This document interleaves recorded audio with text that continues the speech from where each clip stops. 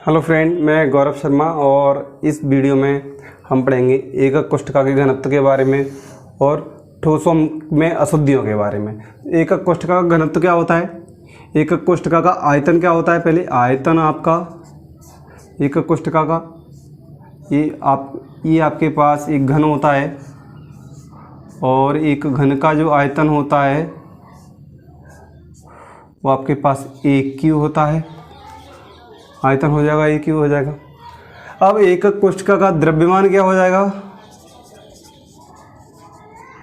द्रव्यमान होता है Z into small m। Z क्या है, एकक कोष्ठका में उपस्थित गोलों की संख्या, और m क्या है, एकक कोष्ठका में उपस्थित एक गोले का द्रव्यमान। तो एकक कोष्ठका का कुल द्रव्यमान कितना हो जाएगा, एकक कोष्ठका का द्रव्यमान आप यहाँ से Z इंटू m, और एकक कोष्ठका का एक परमाणु का द्रव्यमान कितना हो जाएगा, एक परमाणु का द्रव्यमान आपका हो जाता है यानी small m equal to capital M over Na।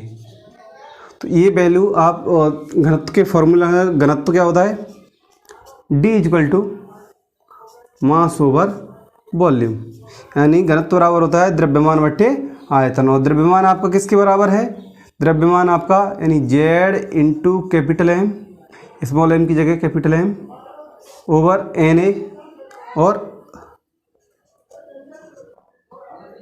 Na इसका आयतन रख दिया हमने ए क्यू, यानी आपका D इक्वल टू हो गया Z इंटू एम ओवर ए क्यू Na। आपको इन कोई 5 टर्म में से कोई 4 टर्म मालूम होंगे तो आप 5वें टर्म को फाइंड कर सकते हैं।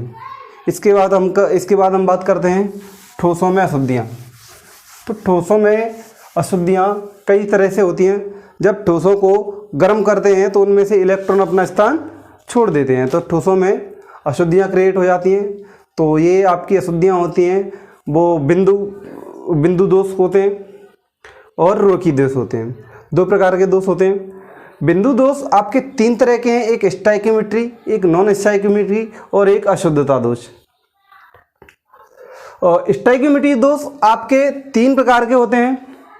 पहला रिक्तिका दोष,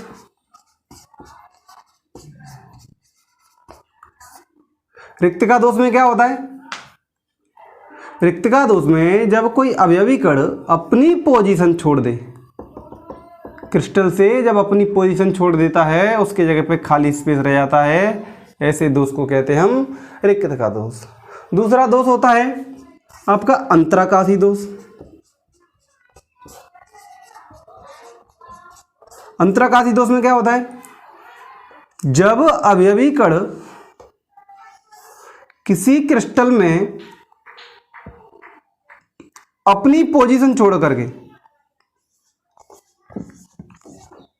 जब अवयवी कण क्रिस्टल में अपनी पोजीशन छोड़ करके दूसरे अंतराकाशी स्थानों पर चला जाता है। जैसे ये क्रिस्टल है, यहाँ से गया और इसके यहाँ अंतराकाशी स्थानों में आ गया। ऐसे क्रिस्टल, ऐसे दोषों में पदार्थ के घनत्व में कमी नहीं आती है और ये धनायन और ऋणायन के आकार की वजह से अंतराकाशी दोष आपका उत्पन्न होता है। अगले प्रकार का दोष होता है तीसरे प्रकार का दोष होता है फ्रेंकेल दोष। फ्रेंकेल दोष में क्या होता है, जब किसी क्रिस्टल से कोई धनायन, जैसे धनायन ऋणायन धनायन ऋणायन धनायन ऋणायन धनायन ऋणायन धनायन ऋणायन धनायन ऋणायन धनायन ऋणायन धनायन, ये आपके पास कोई क्रिस्टल है, जब इसमें से कोई एक धनायन अपनी पोजीशन छोड़ करके दूसरे धनायनों के बीच में आ जाए, ऐसे दोष को हम बोलते हैं फ्रेंकेल दोष। इसके बाद एक आपका 4th दोष होता है शॉटकी दोष। शॉटकी दोष में क्या होता है,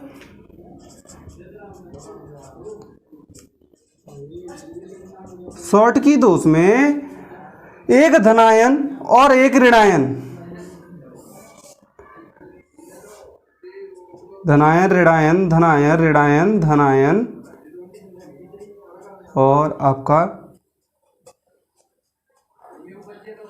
एक धनायन और एक ऋणायन दोनों बराबर संख्या में अपना स्थान छोड़कर चले जाते हैं, ऐसे दोष को कहते हैं शॉर्टकी दोष। इसमें पदार्थ के घनत्व में कमी आ जाती है। अगले प्रकार का दोष होता है धातु अशुद्धता दोष। अशुद्धता दोष क्या होता है? धातु अशुद्धता दोष में अगर आपके पास आपके दो क्रिस्टल हैं, एक आपका सॉल्यूशन है आपके पास स्ट्रोंशियम क्लोराइड और NaCl, दोनों के सॉल्यूशन में को आप क्रिस्टलीकृत करेंगे, जिसमें आपका स्ट्रोंशियम क्लोराइड आपके पास लेस अमाउंट में है, कम मात्रा में है। तो अगर आप क्रिस्टल को क्रिस्टलीकृत करेंगे तो इसमें क्या होगा, एक आपका सोडियम आयन होगा, दूसरा आपका क्लोरीड आयन होगा, फिर आपके पास सोडियम आयन होगा, chloride ion, sodium ions, chloride ions, sodium ions, chloride ions, sodium ions. इस तरीके से जिस तरह आपके पास आयंस होंगे तो एक सोडियम के जगह पर दूसरा आपका स्ट्रोंशियम आयंस आ जाता है। यहाँ से एक आपका सोडियम निकल जाएगा, इस जगह आपका स्ट्रोंशियम +2 पॉजिटिव चार्ज आ जाएगा। तब सोडियम पे एक चार्ज था, एक निकल जाएगा, लेकिन इसके लिए इसको बैलेंस करने के लिए एक सोडियम को अपना स्थान और छोड़ना पड़ेगा। ऐसे दोष को कहते हैं अशुद्धता दोष। तीसरे प्रकार का नॉन स्टोइकियोमेट्रिक दोष होते हैं। नॉन स्टोइकियोमेट्रिक दोष आपके दो प्रकार के होते हैं, एक धातु आधिक्य दोष और दूसरे धातु न्यूनता दोष। यानी जब किसी क्रिस्टल में धातु न्यूनता दोष, धातु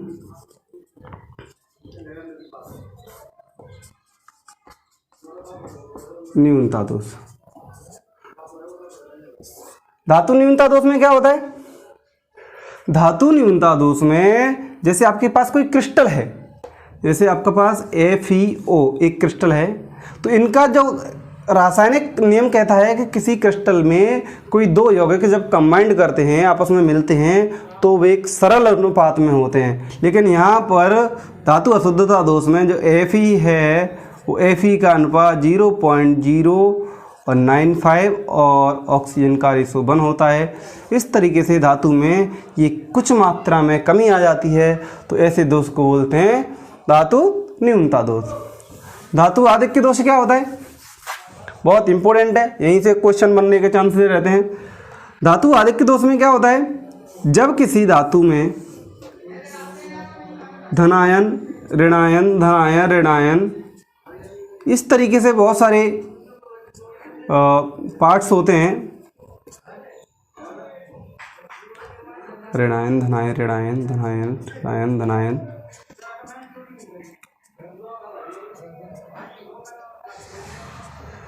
इस तरीके से आपके कई सारे पार्ट्स होते हैं इसमें से। तो जब धातु में से एक इलेक्ट्रॉन निकल जाए, यहाँ से धातु में से एक ऋणायन निकल जाए, तो ऐसे दोष को धातु आधिक्य दोष कहते हैं।